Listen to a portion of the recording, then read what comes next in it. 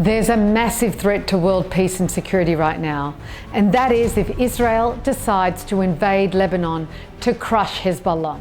And it has local, regional and global players seriously concerned.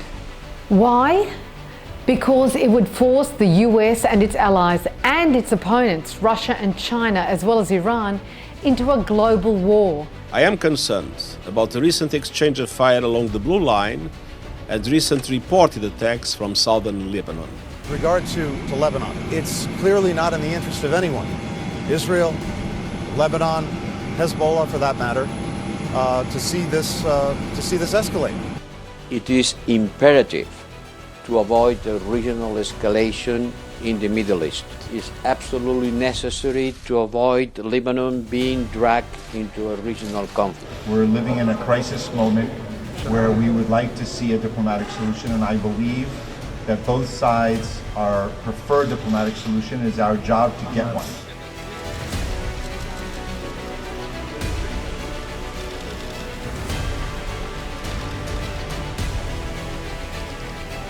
And these are not hypothetical considerations, but in fact, Israel has been telling us for months that it is coming for Lebanon.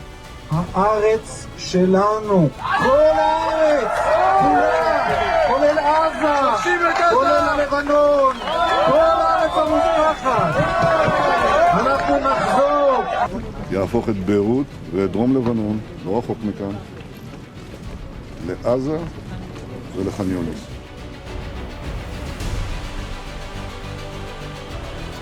למה אתה מחכה? יותר מ100 טילים, 100 שיגורים על מדינת ישראל, ואתה יושב בשקט? תפסיק לשחרר סרטוני אבו עלי, ובוא נתחיל להגיב, לתקוף, מלחמה עכשיו.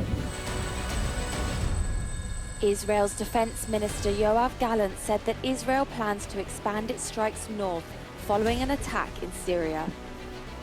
Speaking after an assessment at the IDF Northern Command, Gallant said the IDF would ramp up attacks against Hezbollah. In January, Israeli Defense Minister Yoav Gallant said that even if Hezbollah were to stop launching rockets unilaterally, Israel will not cease fire until it guarantees the safe return of residents of the north to their homes through military means, should diplomatic efforts fail.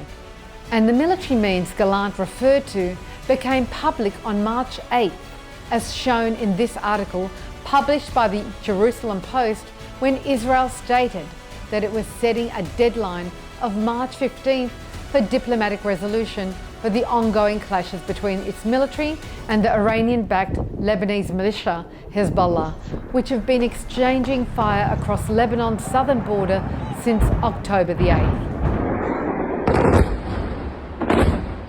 If the diplomatic solution fails, as it has, Israel said it would wage a full-scale war against Lebanon.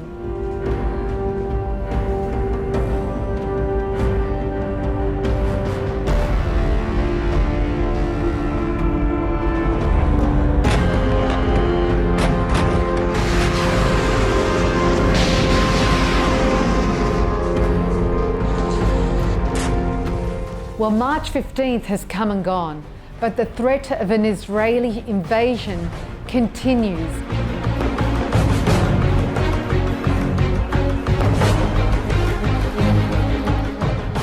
Well, first, let's look at the grounds for war that Israeli leaders claim justifies a full-scale offensive on its northern border.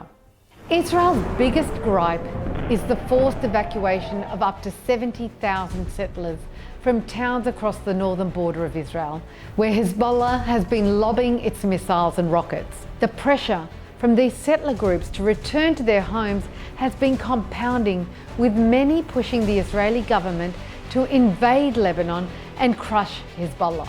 The Syrian border near Lebanon, Reserve IDF Colonel Marco Moreno explains why he believes war with Hezbollah is the only way out of a situation Israel can't endure. My suggestion, strategic level, we don't care what they think, we don't care how they think, we need to do the job. It's our interest as a country. Guys, listen, it's crazy. Think about it. 80,000 people evacuated from their home in the north. שכדי שהם ירגישו בטוח, אנחנו חייבים לנהל את המערכה הזאת. לא יכול להיות מצב שלא ננהל את המערכה הזאת. זה רוב הדחיה ועוד רובעים אחרים בביירות היו צריכים להימחק מעל פני האדמה. So far, the death toll in Israel from the Hezbollah attacks is 9 civilians and 11 soldiers, whilst on the Lebanese side, Israeli attacks have killed around 240 Hezbollah soldiers and 40 civilians, with that number rising quickly with recent attacks. Last week, the United Nations held discussions on the growing conflict between Israel and Hezbollah, following a report submitted by UNIFIL which reported that it had detected 9,000 projectiles landing in UNIFIL-controlled areas.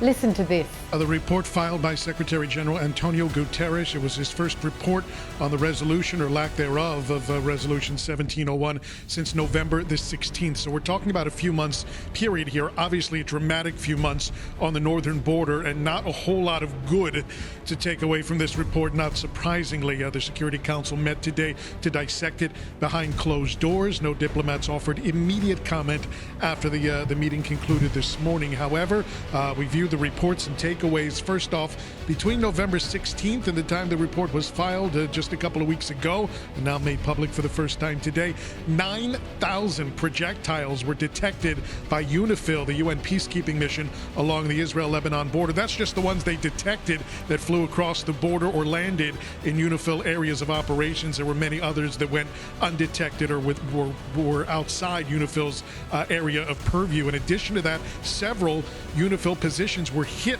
during the course of that reporting period. So because of Hezbollah's attacks, Israel claims it has United Nations backing as outlined in United Nations Resolution 1701 to invade.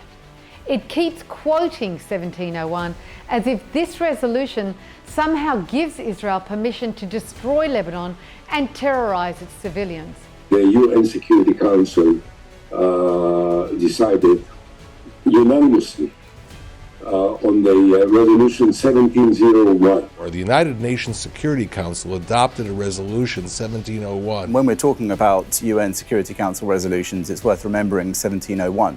Let's look at what UN Resolution 1701 specifically states. Resolution 1701 was passed by the UN Security Council on August 11, 2006, after the 2006 war between Israel and Hezbollah. The Second Lebanon War began on the 12th of July 2006 after Hezbollah fighters captured 2 Israeli soldiers on the border with Israel. The kidnapping was to give Hezbollah leverage to negotiate the release of hundreds of Lebanese prisoners who have been held by Israel, some for decades. Very similar to Hamas's October 7 hostage-taking operation to release thousands of their citizens held in Israeli jails. Instead of opening negotiations, Israel launched a violent retaliatory military operation that targeted the entire country, destroying billions of dollars of civilian infrastructure, including roads, bridges, utilities, the airport across the entire length and breadth of the country, and then proceeded to invade Lebanon.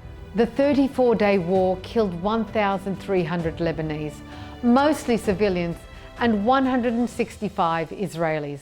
It ended following global condemnation of Israel for its disproportionate response, the implementation of Resolution 1701 by the UN Security Council. So, the 2006 war ended with Resolution 1701. 1701 called for an end to the hostilities between Hezbollah and Israel, the withdrawal of Israeli forces from Lebanon, and most importantly, the disarmament of armed groups within Lebanon, including Hezbollah. But in addition to this, the resolution called for a Hezbollah-free zone south of the Litani River, and this is where the dispute is today. The Israel Defense Forces are planning to push Hezbollah forces north to the symbolic Litani River. The Israeli government is adamant on Hezbollah withdrawing to the Litani, saying it threatens their security, and it is for this reason it claims it is justified in invading Lebanon. However, time and time again, in fact, at least 35,000 times, Israel has breached the terms of Resolution 1701. A statement released by the Lebanese caretaker Prime Minister Najib Mikati indicates that there have been over 35,000 breaches by the Israeli military violating Lebanon's air, land and sea sovereignty. And no, this isn't only since October 7. In an earlier report by UNIFIL published in 2019, it highlighted that these breaches occur daily. They reported that there was an average of 96.5 air violations monthly.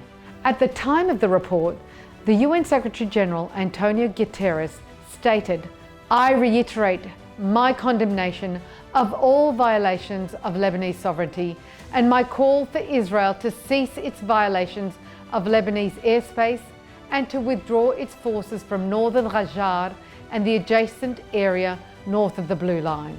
So for Israel to claim it has just cause under Resolution 1701 to invade Lebanon is false and inaccurate. It isn't just Hezbollah that is violating Resolution 1701, but more profoundly, Israel's tens of thousands of violations of the resolution over nearly 2 decades that is of greater significance and must be condemned and stopped from weaponising Resolution 1701 as false grounds for invading Lebanon to allegedly push Hezbollah back. Oh, and in addition, and in direct contravention of Resolution 1701, Israel continues to occupy Lebanese territory in the Sheba Farms area, which it seized in the 2006 war, as well as the Golan Heights from Syria. Just another breach which no one is holding Israel accountable for. The next 2 points can be swiftly summarised. What's in it for Israel or this Israeli regime? And can Israel win a war against Hezbollah? On point 2, what's in it for Israel? Well, firstly, there is the political advantage to Netanyahu and his far-right messianic regime. Everyone knows that if the war ends in Gaza, Netanyahu and his government will be out of office, as Israeli media has pointed out, as have countless international experts. So, if he is forced to end the war in Gaza, and this is seemingly more likely as global opinion is firmly against him, he knows he's gone. As a lifelong supporter of Israel, it has become clear to me the Netanyahu coalition no longer fits the needs of Israel after October 7th. Prime Minister Netanyahu has lost his way by allowing his political survival to take the precedence over the best interests of Israel. Which leads me to my final point on whether Israel could win a war with Hezbollah and who is pushing for war between these two players. Whilst we all agree Hezbollah should be disarmed and the Lebanese army should be the only military force in Lebanon permitted to carry arms and defend Lebanese territory, this is not up for debate right now.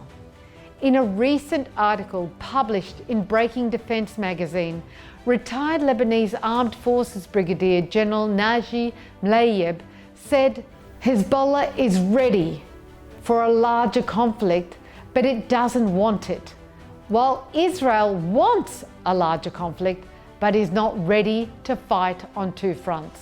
Even US intelligence officials in recent Senate committee hearings admitted that both Iran and Hezbollah did not want a war, but that Israel was inciting it. The question of whether Israel would win against Hezbollah has been raised and discussed, and no one believes Israel could defeat Hezbollah. It failed against them in 2006, and Hezbollah has had more than 18 years to build an even stronger and more sophisticated force to combat Israel if it invaded. One thing is very clear. Israel would inflict untold damage to Lebanon through airstrikes, even more than it did in 2006, and Hezbollah would retaliate against them and has missiles that could reach Tel Aviv. Thousands of civilians would be killed and injured. There is no question about that. But at the end of the day, Israel would not win. No one would win from a wider conflict in Lebanon, which is why everyone is trying to avert it, even Hezbollah and Iran. But it seems Israel is hell-bent on more death and destruction and destabilizing the world. Israel is the greatest threat to international peace and security, and for this reason must be stopped.